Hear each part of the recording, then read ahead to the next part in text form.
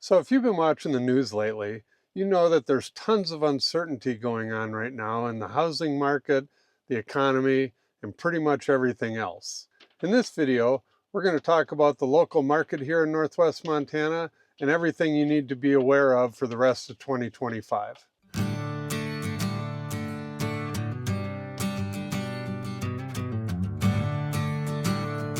First of all, I wanted to give you guys a little update. I have decided to start my own brokerage. So for years now, I've been marketing myself as Montana Life Realty. So the name of my brokerage, ironically enough, is going to be called Montana Life Realty. I've been thinking about doing this for years now, but the reason I decided to do it now is what's happening with the bigger brokerages and what's going on with the economy at the moment. Let me explain a little bit how the real estate market works around the country. There are tons of large brokerages, and you've heard of them. They're the RE/MAXes, the Coldwell Bankers, Compass, Redfin, Century 21, and others. And they are all battling for the same buyers and sellers, and they are all battling to try and add more agents to their companies. Over the years, I've worked for 5 of these major companies, and they all have their own pros and cons. The one thing I've noticed is as they grow, the consumers that they serve tend to suffer. The thing with these large companies is that they all have owners and shareholders that they have to answer to about the bottom line. So they end up focusing on cutting costs and trying to recruit more agents. And like I said earlier, this can have a negative effect on the consumer. I just didn't want to be part of that culture anymore. So that's why I decided to start my own brokerage. And that's the perfect segue into what's going on right now with one of these huge companies over in Seattle. I'm sure you're going to read about it in some of the newspapers, but it's quite the struggle that's happening with some of these companies right now. So there's a rule in our industry that was put in by the National Association of Realtors that's called clear cooperation. And what that means is, if I were to list somebody's house, I have a day or two to get it on MLS. What happens sometimes in these bigger cities, bigger areas, even here, is that realtors will take a listing and then it's called a pocket listing, or they market it internally because they want to double end it. They want to represent both sides. So they won't put it on MLS. They'll just call their clients and hopefully they can sell it to a different client and then get both ends of the commission. Well, the whole point of this clear cooperation was to stop that, because they're trying to stop the secret deals and, trying to stop these greedy agents that are, that are trying to get more money out of the deal by representing both sides. So just recently, the National Association of Realtors has changed the rule a little bit, where you can leave it off of MLS for like a month now, I think is what they said.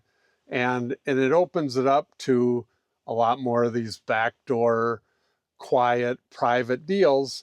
And I get, sometimes there is a reason for that. If there's a celebrity, some big name that doesn't want people to know that their house is for sale, or even if they aren't a celebrity, if they just want to keep it quiet, there is a reason to do this sometimes. But in the grand scheme of things, if you're truly trying to get the most money out of a house, you want it put out to as many people as possible in order to generate, multiple offers and get the most money you can for the house. So this battle that's currently going on is one of these big companies called Compass over in Seattle. Their whole, one of their platforms is they want a lot of these private listings, and they work with a lot of these luxury people, a lot of the bigger listings, which, like I said, sometimes there's good reason for that. And if the client doesn't want it on MLS, then that's totally up to them. But Compass is trying to keep all these listings in-house because, again, as a big brokerage, the more double-end deals they get, the more money the brokerage makes. It makes sense. So Zillow, on the other hand, is totally against this. And as you know, Zillow has all the listings on their website. They don't want a whole bunch of listings that aren't on their website. So they're totally against Compass doing this.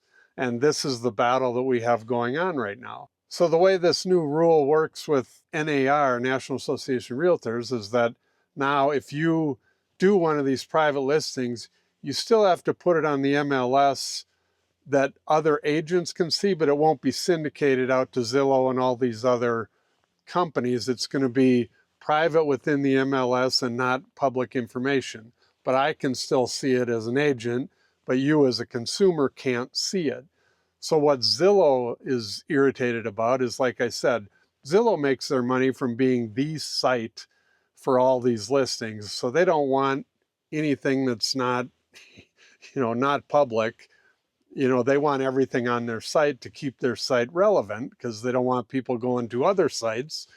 They want to keep everybody on Zillow, which I get. And so you have this battle going on between Compass and Zillow right now. So what Zillow's saying is that if you keep something off MLS for more than a day or two, that they're never going to put it on Zillow, even if they come back and syndicate it and decide, they do want it public after a couple weeks of private marketing. Zillow is saying that they're not going to publish that listing ever. So we're in this standstill now with Compass and Zillow, and this whole battle going on, and the MLS over in Seattle is getting involved, and it's just turning into this giant mess. So again, another reason I wanted to go off on my own. I'm obviously a small company, and I'm not going to get involved in all of this back and forth that these huge companies have. And I feel like I can serve the consumers way better as a small company because I won't have to follow the rules of these large brokerages that they're making all their agents follow at this point. So with all that turmoil going on behind the scenes and interest rates not going down and building costs going up, what is that doing to our local market? You might be surprised at what's happening. Let's go check it out. So now that we've ended the first quarter of 2025, let's take a look at the stats that we have here.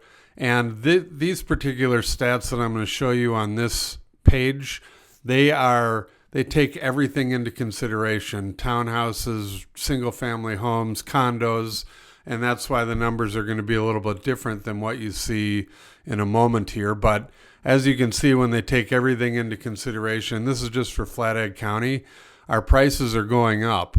In March, they went up another 10,000 from February.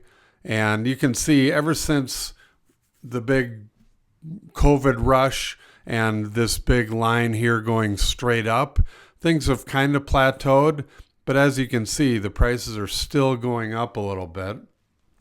And if we look at homes for sale, there's more homes coming on the market, which is a good sign. We have 737 in March compared to 333 back in 2021. And then if we look at closed sales, those are still way down from the peak, and they seem to be dropping a little bit, but we're kind of plateaued again ever since interest rates started going up. We've had a lot fewer sales just because a lot of people are staying in their homes because they can't afford, even though they would make probably quite a bit of money on their home, they can't afford the new payment that they would be paying with the new interest rates that we have now. And then if you look at price per square foot, this kind of matches the median sales price, plateaus for the last few years, but then it continues to go up a little bit here and there. Then we'll come over to this other page, which shows, it breaks it down a little finer. You have the single family homes and the townhouses and condos.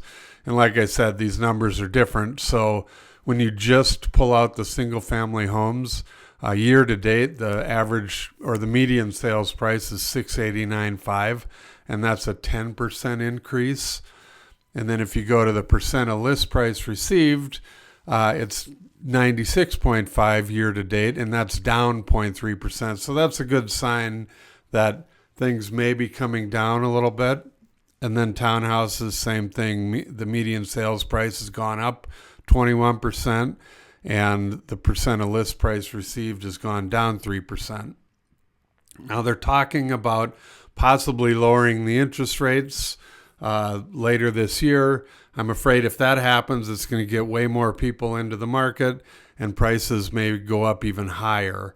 But with all the volatility going on in the market right now, I could make one of these videos every week because everything seems to change on a weekly, if not daily basis with the market. So just wanted to show you what's going on in our part of the world, and I'll give you another update later this year.